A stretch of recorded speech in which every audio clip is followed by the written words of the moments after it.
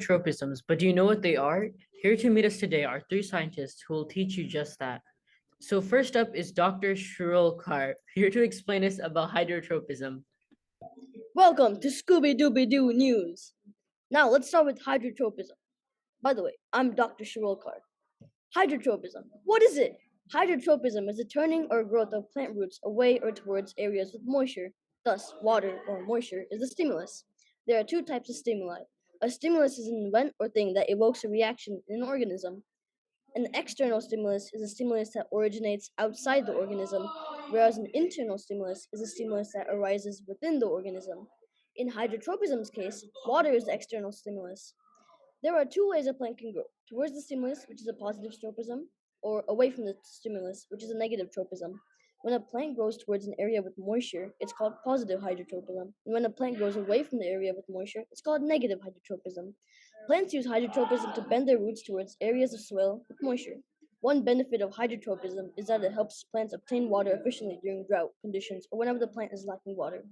Now, here at Scooby Dooby News, Dr. Benjamin Evans will. Thank you, Dr. Shirokar. Next, let's talk about phototropism. Phototropism is when a plant grows towards the sun already provided light. As you can see here, when the light moves, the plant leads towards that light. This is so they can get the biggest surface area of sunlight so they can get as much sunlight as possible. Passing it on to you, Dr. Parati. Now we get to talk about one of the most fascinating tropisms, thingamatropism. Thingamatropism is a plant's way of twisting and turning around an object it touches. This is why you see vines growing on old buildings and plant stems entwining the poles next to them. I bet you're thinking in your head, what is this kind of sorcery? But it's actually the work of a chemical named auxin in a plant, which causes elongation and boosted cell growth to the side of the plant that's farthest away from the source of the light. So here's how this sorcery happens. You have the plant, it's getting sufficient sunlight and water. Then it flails around slowly for a period of time until it touches the nearest object. Once it touches that object, it begins to entwine around it. And now I'll pass it off to Dr. Karthik. Next, let's discuss gravitropism. Gravitropism is a plant's way of responding to an external force known as gravity. When a plant is under the ground, it needs to know which way to grow to reach the light before the stores of energy run out. To get to the surface, the plant needs to use negative tropisms to grow straight upwards to reach the light. Gravitropism does not just help in emergence, though. The plant also uses positive tropisms. To have a strong base to grow upwards, the plant needs a horizontal base to maximize stability. This is why it needs to grow directly downwards using positive gravitropism. It's time for What to Do Now and How.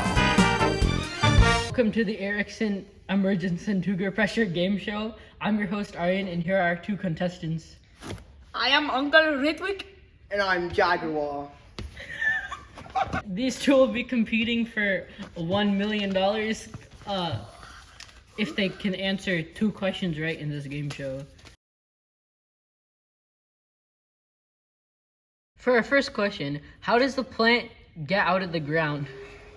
The water in the plant seed pushes up. Money. You're both incorrect.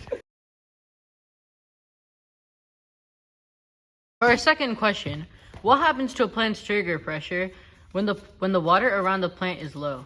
It gets thirsty. My name's Juan. You are both incorrect. Both of our contestants have failed to get any question right. This final one will decide who's the winner. For our final question, what happens to a seed coat during emergence? It breaks open.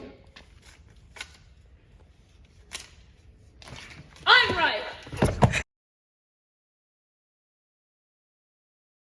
After much consideration as to who won the final question, we have deducted that the answer is me.